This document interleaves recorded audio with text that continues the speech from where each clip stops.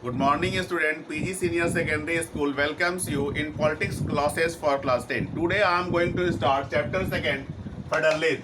Firstly, know what is federalism. Federalism is a system of government in which there is the division of power between central authority and its constituent units. In other words, you can define federalism. It is a system of government in which power is divided between central authority and its constituent units.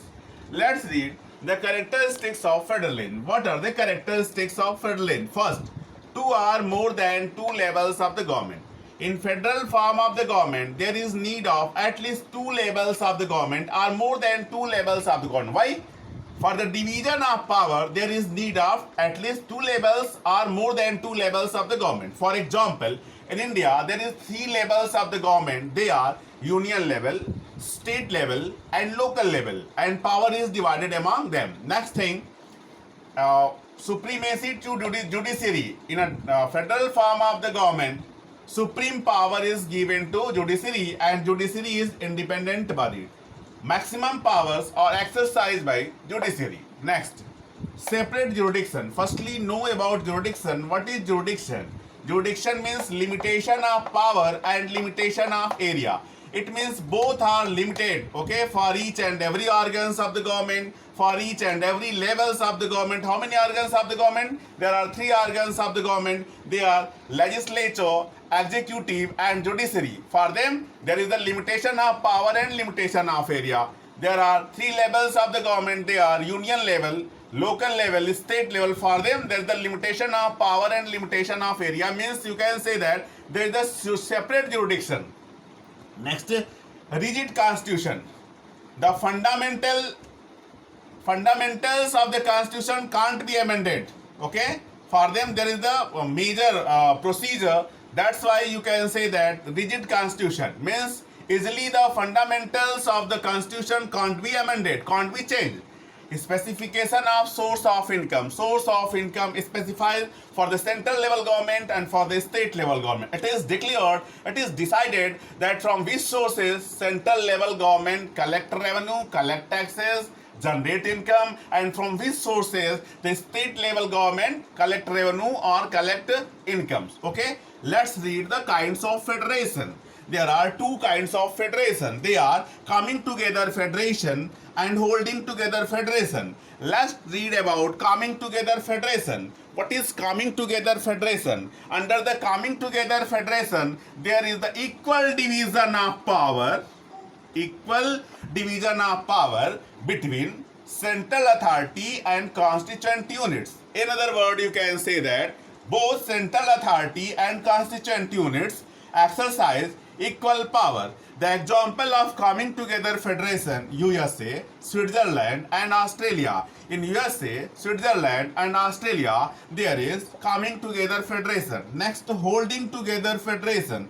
Under the holding together federation, there is unequal division of power. There is unequal division of power. It means some exercise more power, some exercise less power. Central authority exercise more power, state authority exercise less power. Okay, in India, Spain, and Belgium, there is holding together federation. For example, in India, central government exercise more power, state level government exercise less power. Some state exercise more power and some state exercise less power. Okay, let's see what makes India a federal country. Okay, the division of power that makes India in a federal country. Actually, there is the division of power between central government, state government, and local level government. Okay, for that, in our constitution, there are three lists: union list, state list, and concurrent list. What is union list? In union list, 97 subjects are mentioned. 97 subjects are mentioned in union list. Among them, some are defense, foreign affairs, atomic energy, banking, post, telegraph. On these subjects, okay, only union government can make law, or only union government is authorized to make law. Next, state list. State list, there are 66 subjects mentioned in state list, and on these subjects only state government is authorized to make law. Some of them are police, local government, trade and commerce, agriculture, these are under the state list, okay, and on these subject only state government is authorized to make law. Next, concurrent list. For concurrent list, there are 47 subjects that are mentioned in concurrent list, and the subject that are mentioned in concurrent list, on that subject both government, state government as well as the central government or the union government, both are authorized to make law, okay. Some subjects are education, criminal and civil procedure, marriage, divorce. I means on these subjects both government, state government and central government authorized to make law. If there is any controversy between the state level government and the central level government, in that condition the central level government's order is effective, okay.